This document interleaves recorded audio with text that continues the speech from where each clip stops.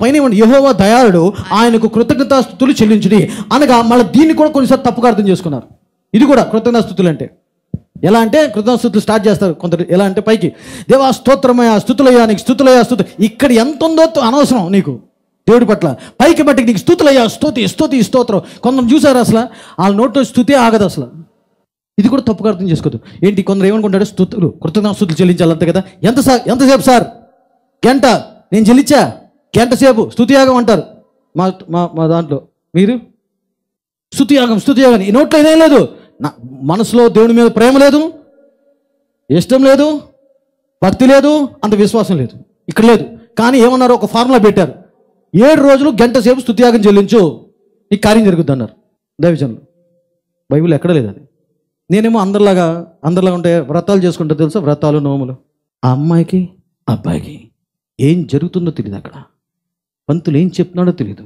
ఒకటే చేయాలి, పైకి మామా అను, మామా పైకి వేసుకో, వేసా, ఇది రాసుకో, రాసా, పైకి అంతే, అన్ని చేసా, అయిపోయింది వ్రతం, వచ్చేసింది స్తోత్రం. సేమ్ క్రైస్తవులు ఇంతే, సేమ్ డిట్టో.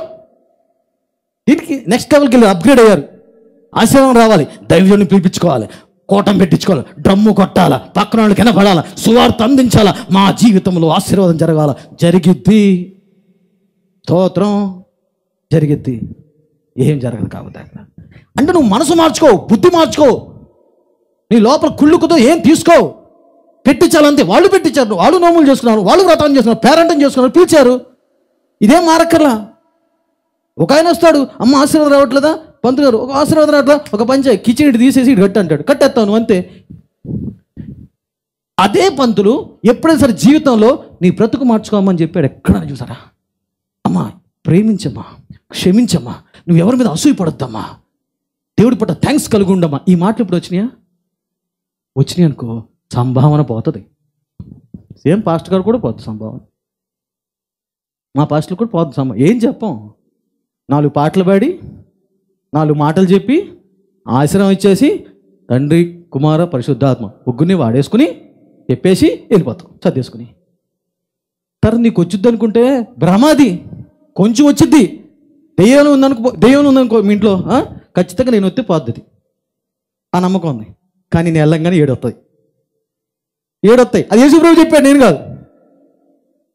నేను వెళ్ళిపోతా, నువ్వు మాట్లా లోపల, దెయ్యం మళ్ళీ వచ్చి చూస్తుంది బిడ్డ మారిందని. బిడ్డ చక్కగా ఊడ్చుకుని కూర్చుంది, వాక్యం లేదు, ప్రార్థన లేదు, ఏమీ లేదు, చక్కగా మళ్ళీ వెళ్ళిపోయి 7 తీసుకొస్తుంది. అది ఇంకేం ఆశీర్వాదం, ఇంకేం కూటం పెట్టి నేను కాదు కదా. కృతజ్ఞతాస్తుతులు అనే పాటికి అందరూ కూడా స్తోత్రం స్తుతియాగం. నేనే 3 సార్లు చెల్లించా, గంటసేపు కూర్చోవడం అంతే. ప్రార్థన స్తుతియాగం అని అలా చేస్తూ నాకు ఒక్కటి జరిగింది. ఎప్పుడు నిద్రపోయాను నాకు తెలియదు, వాళ్ళే నిద్ర పెట్టేది. నాకు బతుకింత మారలా, ఇంత ఆశీర్వాదం నాకు రాలా. స్తుతియాగాని ఇది తీసుకోవద్దు.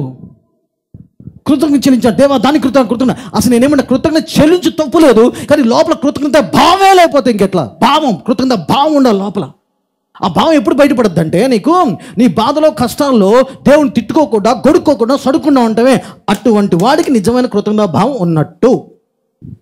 అప్పుడు అంతేగాని ఆశీర్వాదం వస్తుందని పాస్టర్ గారు చెప్పాను, దైవజనం చెప్పాను, కూర్చుని స్తుతియాగాలు ప్రభా, స్తుతి ప్రభా, స్తోత్రం ప్రభా. ఎంతోమందిని చూశాను. పైన పటారం, లొట్టారం. దేవుడు లొట్టారాన్ని చూస్తాడా? చెడితెల్లి చూస్తారా? పాస్టర్ గారు పైన పటారం చూస్తారు. ఈ భక్తురాలు, నా చర్చిలో ఇంత భక్తురాలు ఉన్నందుకు స్తోత్రం నాయన.